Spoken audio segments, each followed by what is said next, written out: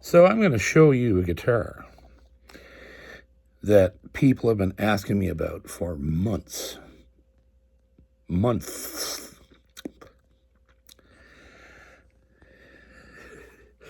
I myself have been waiting with bated breath.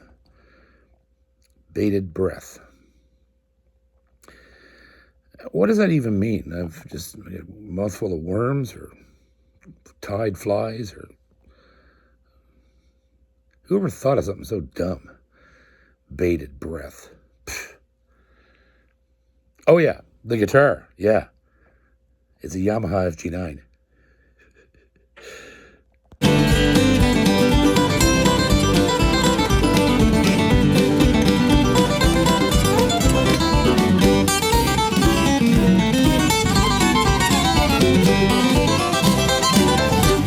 Guitar Stuff with John! Welcome back to another Guitar Stuff with John, and by golly, have I got something to show you. So, no great mystery about this guitar I'm going to show you. If you follow the channel, if you watch String Theory every Wednesday night, you'll know that hundreds of people have asked me, when are you going to review this guitar? So first of all, it took me a while to get one. They are rare beasts, but for sure. But when you see it and hear it, you're going to understand why they're that rare. So I want to make something really clear. I say things on this channel sometimes, and people freak out and go, that's not true, and blah, blah, blah. What about this, and what about that? Blah, blah, blah, blah, blah, blah. I'm sure they don't look that ugly, but anyhow, I'm going to be very clear about this. There's only a few companies in the world that are capable of making over 100,000 guitars a year. 100,000 a year. Martin makes 120,000 guitars last year. Gibson, same. Taylor, even more. Eastman, about the same. And when I make this comparison, that's what I'm talking about. I'm talking about companies who are super high output, factory-made guitars, right? So obviously, all of these companies have custom shops where they build custom-made, luthier-made guitars that go out for sale, or partially design them there, and the rest is done at the factory, or blah, blah, blah. Whatever the case may be, we're talking about companies that are high volume, high output, ridiculous amounts of guitars, okay? And there's only 4 or 5 companies that actually do it. So I'm going to tell you this.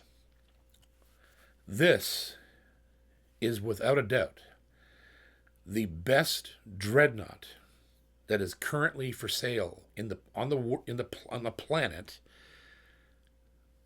of any company that's doing high output guitars. There's nothing like this guitar. I don't care who it is or what it is.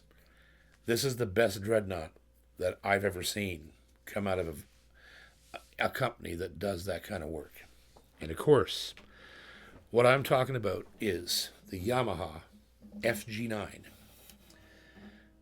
This guitar is just absolutely ridiculous. I have the mahogany version. We're going to take a close look at it and all of the appointments and the materials. But the real place that this thing shines, obviously, is when you play it.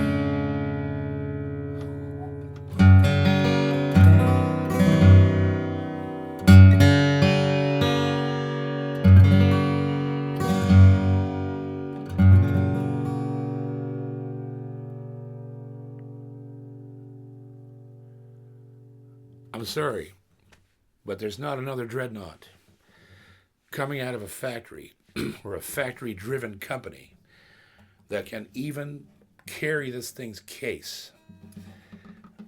It's the best Dreadnaught on the market right now. And in order to get above this, obviously you're going to have to go to small builders who can do this kind of work. The other scary thing about this guitar is in Canada it retails around $5,500 Canadian, which puts it right alongside a Martin D28, and comes in both flavors, rosewood and mahogany. And instantly, it leaves any 28 that I've ever seen, it just leaves it in the dust. There's no comparison. And now, mind you, obviously, there's Martin players and lovers like I am. I have a 41 that I will never part with, who want that Martin sound, right? This thing goes beyond that.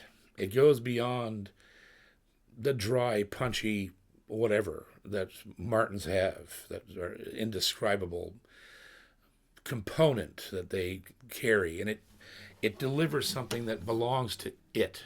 This is Yamaha at the highest level of engineering.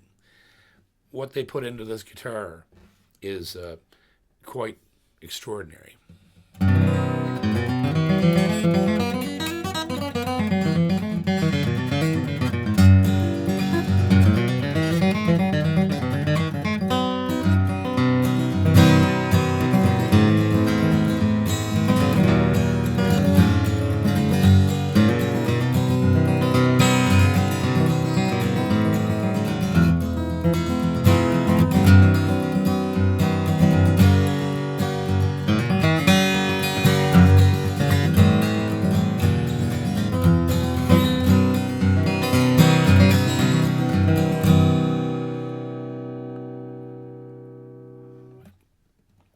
I've just never heard anything better in this realm. There's the first time I ever played one of these, I was down at the Fretboard Summit in Chicago, and Yamaha USA was there, and they had everything. They had the mahoganies, the rosewoods. They had a couple of sort of custom shop versions of this guitar. It just floored me. They just blew me away. I knew they were going to be good. There's no question that Yamaha is capable of building the best guitars that have ever been built. If you look at, their L series guitars, I have a 56 here, the 36, 26, like all the way back through time when they built Brian May's guitar and Paul Simon and John Denver and Neil Diamond, and all these different people had guitars from the Hamamatsu shop, by Yamaha. So it is no great shock that they decide to put out this quasi-factory instrument, because these things are rare, man, really rare. They're coming out in batches of 100 and 200 units, and which means they're being built on benches. They're not being built in the factory. There may be some sort of factory component somewhere, but this instrument is built by hand, and you can tell it is, and it's no mystery. It's no mystery. When you pick it up, it's like, yeah, it comes out of a factory company, right? The same as other guitars do, the D28 and the J45 Gibson and the whatever Taylor and all Eastmans and stuff like that. Sure, comes out of a factory setting, possibly. But the truth is, it just flogs anything else in its category. Right? So anyhow, let's take a close look at this thing, because it really is spectacular. The FG9 M by our friends at Yamaha. So here we are finally at the FG9 headstock. We see a beautiful ebony faceplate and I believe that looks like mahogany for the truss cover, and it's nice little maple inlay around the edges there. Nice bone saddle, ebony fingerboard, And I love this new design. Look at that. That's an Irvin Samoji trick. Love those fret markers. Very cool. Pieces of mahogany bound in maple. Very nice. Very Spartan, but class looking fretboard. And then down to the body where you see this hugely wide grain Adirondack top. Just incredible grain. Look how huge that is. And see, look at the bear claw in it, the fire in it there. And something else I love is this rope purfling. Not herringbone, but rope. Isn't that cool? And I believe it is bound in,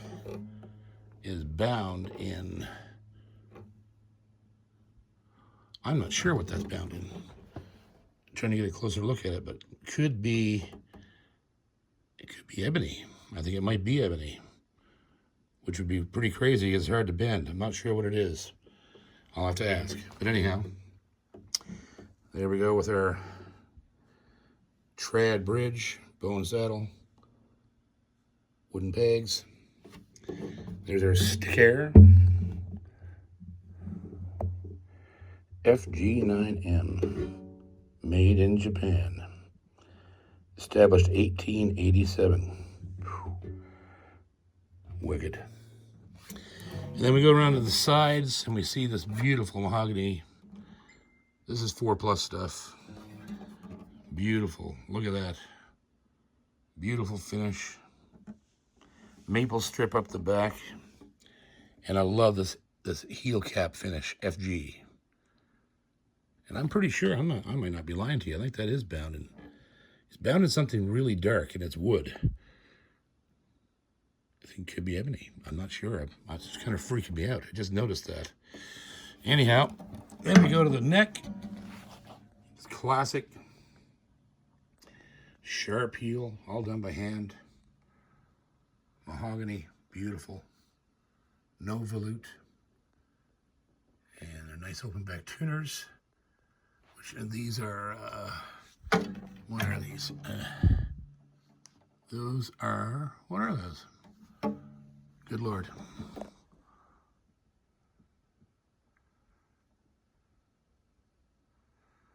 Oh, they're 510s. Jeez, cool. Anyhow, yeah, there we go. Look at that. Get a closer look at that binding. It's definitely wood. It's not plastic. Look at the grain in that mahogany. Finish is just gorgeous. Gorgeous. Hairs and dust and everything all over, sorry. I've been playing it in here. Anyhow, it's a very Spartan guitar. Oh, I also should mention this pickguard, which is a slight variation on the original Yamaha pickguard. It is tortoise. And also the double rope rosette, which I really love. So this guitar is it just screams understatement. When you look at it, it's like, well, that's interesting. Never seen a Yamaha like that before. And then when you hear it, you realize why you haven't seen one before, because it's killer and rare. They're not making a lot of these at a time. And you can see why when you hear it and see it and look inside it. It's a masterpiece. A masterpiece of dreadnaughtery right there. The Yamaha FG9. So there it is. The FG9 mahogany. It's hard to know what to even say about this, except that I always have loved the underdog. I love it. I love it when, no matter who, especially if you go into the rabid bluegrasser Martin camps and stuff like that, and you mention the name Yamaha, there's always that silent little titter behind everybody's hands. Yamaha.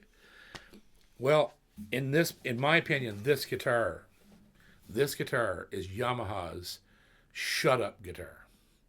This is the guitar that's like, yeah, you think Yamaha is a $300 student instrument? Wrong. Here you go. This is how we build an American Dreadnaught, right? And if you're a true Dreadnaught lover, and a mahogany lover or rosewood, either one of the guitars are spectacular. I might even try to get a rosewood as well before it's too late, because you never know when they're going to stop doing this. But if you love that type of guitar, and you want the power and the projection and the volume that comes from a world-class Dreadnaught, you owe it to yourself to at least try to find one of these and play it, because once you do, the choices go real narrow, right? There's nothing in the normal world that compete against this, so you're going to have to go buy a Boucher, or a Gallagher, or a Crackett, or a Bourgeois, or Collings, or you're going to have to go to a luthier shop and get it made to even come close to this. And so there's, obviously there's those bench guitars are another world than this is again, right? So there's a cool spectrum happening where you've got, your regular everyday Dreadnoughts, your Martins, your Gibsons, and you've got your Bouchers and your Collings, and then somewhere in the middle, all of a sudden, Yamaha stuck this incredible handmade instrument at a price that, in my opinion, is pretty damn reasonable. Even at 5,500 Canadian, you'd pay the same thing for a D28 here. Why would you, right, when you can get this? So, again, I'm so proud that they did this, and when I saw that they were doing it, I saw the trade mag stuff, and I was like, there you go. Yamaha's going to kill this. If they're saying that this is the ultimate Dreadnought they've ever built, it's going to be wicked. And it is.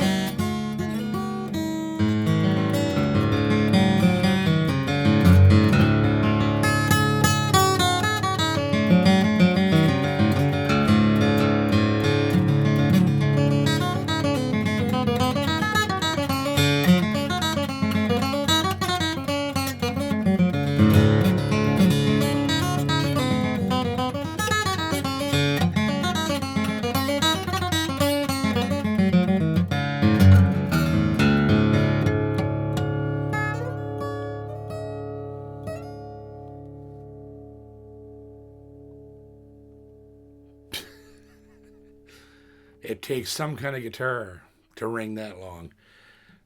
It's unreal. So there you go. There it is. The Yamaha FG9M.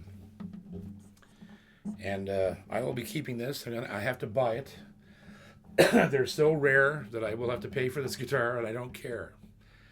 Because I want, if no matter what happens, I want to be a part of this moment in history when Yamaha built this guitar, because I guarantee you that 50 years from now, these things will be worth a fortune because of what they are, how they're made, why they were made, and how well it all turned out. So the 9 Series Yamaha, I can't wait to see what's going to happen in the future.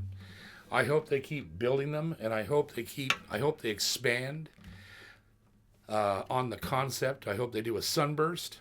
I'd love to see that. I'd love to see this in a sunburst, like a beautiful, one of their nice red sunbursts, or something.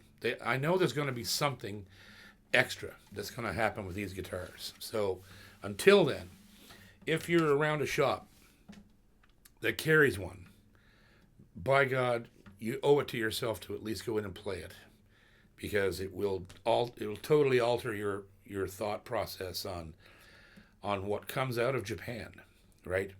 And if you've watched this channel at all, it should have never been any doubt, because we know what Yamaha's capable. We know what Yeri is capable of. We know, like, these companies have been around for 80, 70, 80, 90 years. They know what they're doing. And it's moments like these when it's like, yeah, they know what they're doing. So there you go. We'll see you next time on more guitar stuff with John, and I'm going to sit here and continue to drool over this guitar.